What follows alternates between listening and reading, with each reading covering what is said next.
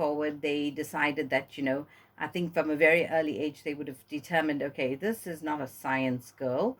This is an artistic child. Okay. So then I went off to every conceivable class. I did dance and I did drama from a very, very early age. And I remember, going off to Sarah Esser's classes very early on. I must have been 6 or 7.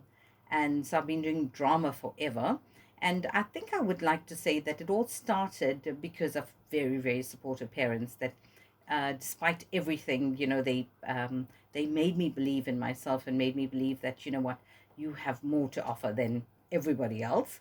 So, yeah, so, I think that's where it all started.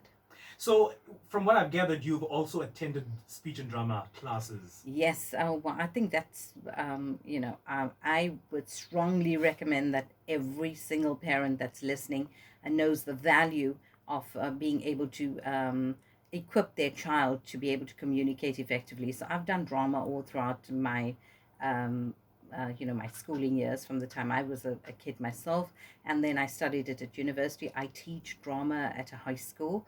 So certainly, I think the kids that come out of school having studied drama are definitely more equipped to be able to deal with the world, to be effective communicators. And I think whether you want to be a train driver or an engineer or a doctor or a lawyer or whatever, uh, if you can communicate effectively, then half of your battle is won already. So I strongly advocate that do drama because it'll change your life. It will equip you to deal with the world with every possible circumstance. Thank you so much for that. Listeners, we'll be taking your questions or any feedback on our WhatsApp, which is 071 as well as you're welcome to call us in studio on 089 as we speak with actress and comedian Kumseela Naidoo.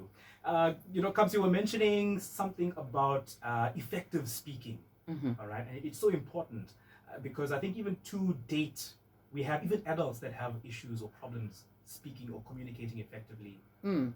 Senzo, I personally feel that, all of it comes from within you. I mean, you can't teach people to be able to be effective communicators, but rather you can teach them to be able to have a sense of self. And, the whole thing about, I think, like studying drama is that you learn to understand yourself, your own power from within you. And if you understand your own might and your own power, then you're able to conquer the world. So the whole thing is about, being able to be assertive and being able to be confident in your own ability, to be able to say what you feel and to be able to stand up in a room, which I know may sound like a very difficult thing to do. But I think that if you very strongly believe in yourself, then anything is possible. Just one question off topic, right? Mm-hmm. Since you're talking about being able to stand and speak in a room, Yes. would you give advice? Like if somebody had to speak to a live or to an audience, basically, Right. a live audience, Yes. would you recommend that they stare at something at the back of the hall, or what would your advice be? Okay, often you read in some of these books, advice on how to speak publicly. They Yeah. say, imagine your audience naked. So, I don't think you want to go that far, but if that works for you, so be it. But my little trick is that you look directly above the hairline of the tallest head in the room, Mm-hmm. and then you just look direct. If you cannot meet people in the eye because you feel like terribly nervous, then just look slightly above their heads, and they imagine that they think that you're looking directly at them, and of course you're avoiding everybody's eye line, and you can concentrate then on whatever you want to say.